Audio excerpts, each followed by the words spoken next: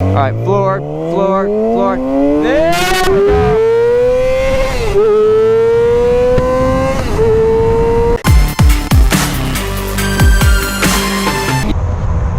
What's up, guys? I'm Sean from Srkcycles.com, and I'm standing right in front of a 2007 Yamaha R6, one of the most used bikes on the track. These things are a lot of fun. Let's we're gonna take it for a spin. I'm gonna show you the good and the bad and the ugly and the awesome, and we're just gonna see what how it goes.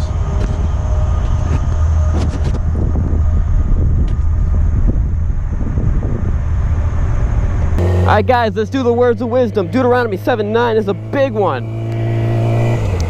This is a big one. Know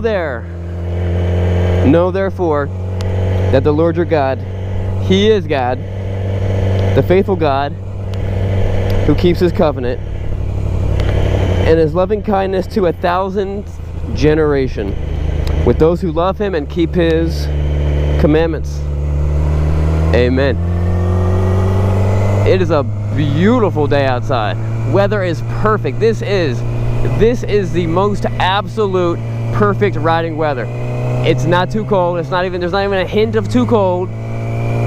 But you feel really comfortable wearing a jacket and full gear. This is probably the safest time for you to be riding because you're probably actually wearing full gear. Although you'd have to keep an eye out for leaves and stuff like that.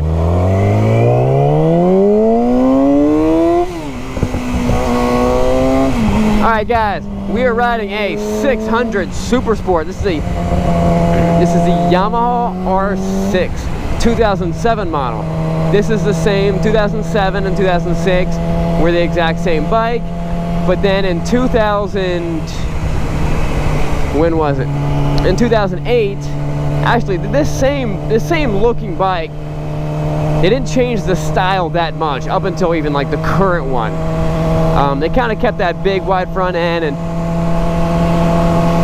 they made a couple small minor tweaks in 2008. The biggest one that I noticed was the what's it called, variable adjustable velocity stacks. And what that did was that allowed you to have even more power at the top end. Honestly, what I feel like that also did was made those bikes less streetable and really robbed you of the bottom end power. I remember the first time, and this is the 08. This bike does not have that. The 08s are still great bikes. We just have to do a little. I feel like they're made more for track. So anytime you're doing this full track stuff, all you want is top end power. That's how most people like it. But for streetable stuff, I remember when the first time I had like an 08 or 09 R6, I actually thought there was something wrong with it. I called the dealership up. I'm like, hey, there's something wrong with my bike. It feels really slow in the bottom end. He's like, does it feel like you're about to fall over when you're like starting from a stop? And I'm like, yes. And I'm thinking this guy must know what the problem is because he's heard it so many times. And he's like, yeah, that's normal. And I was like, what?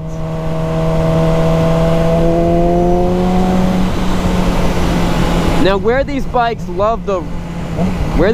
thrive at is these high RPMs. And I'm talking like 8 and 10, like 8 and 10 to where it just starts. You know what I mean? 12 and 14 and 16,000 RPMs is where these bikes just love. That's where they start pulling the hardest. Now I know for street riding, you feel like, well, that's a little excessive. Why do you have to be up that high?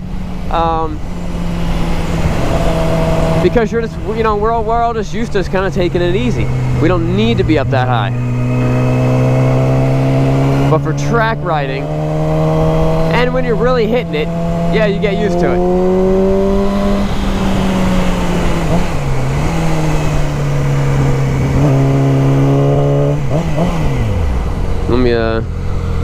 Let me slow down a little bit and come off of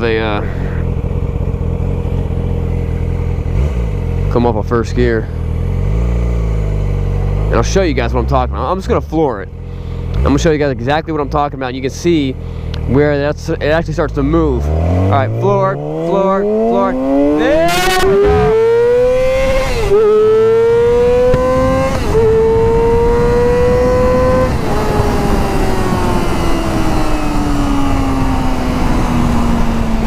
You see what I meant?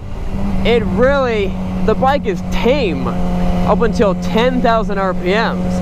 And then the thing is just an outright monster. And then while you're at those RPMs, every time you shift, you shift to 16, takes you back to 10.5 or 12. And it's gonna hang around in that range when you're using the top end of the bike for all it's worth. Now this particular bike needs new tires. It feels just feels a little slow, a little lumpy in the corners, front, rear tire. It needs them both.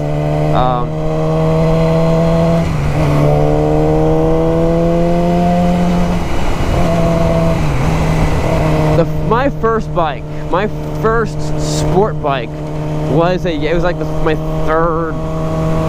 third actual bike, or my second bike, was a 2001 Yamaha R6. Oh, real quick, this may have been the year, maybe not. I thought I read this might have been the year that they first did Throttle by Wire, but it doesn't look like it. So my first bike was a Yamaha R6. I really liked it. It was a 2001. I had it custom painted white.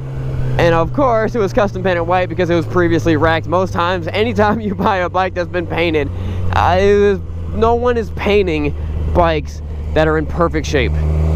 People are painting wrecked bikes. So anytime you see a bike that's been painted, it's not factory colors, you gotta start to think, why did they paint it? So I've always liked Yamaha. I've always liked Yamaha, and it's one of the bikes that you see, it's probably one of the most common bikes you see on the track. And I feel like the Yamahas have much more set up for that mid and top end power, which does make it it makes it easier for someone to ride because you can hang around that low power and it's not very much. But a lot of times for street, I want to have fun at the lower RPMs too. So if you want to modify that, if you want to change that out, the best modification you can do is just change the gears. Do a little gear reduction, front sprocket, rear sprocket, and you can really wake this thing up at the lower RPMs. These bikes do look really good. They look mean with that big old wide front end. This bike only has 3,700 miles on it. It's got a great sound, and it's got a very simple, very simplistic gauge. You got the RPMs right in the middle, which is, hey, that's all we really care about. And then you have the digital tach, or digital speedometer on the left side. This does have some billet cut levers. It clearly has an exhaust on it, if you guys have noticed that. And it's a pretty nice bike. Alright guys, that wraps it up.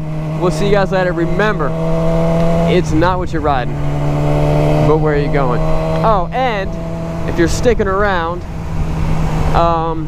check out the link below. We opened up pre-orders for our new M1 Moto gloves. It's happening. The pre-orders are real.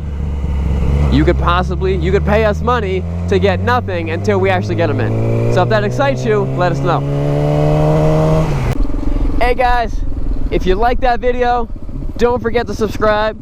If you didn't like that video, you can subscribe anyway and just continue watching videos that you don't like. That's whatever. That's fine. You can do that. Nothing wrong with that. You guys still there? I said subscribe and click that little click the little notification button to let YouTube know you want to be notified. We'll see you guys later.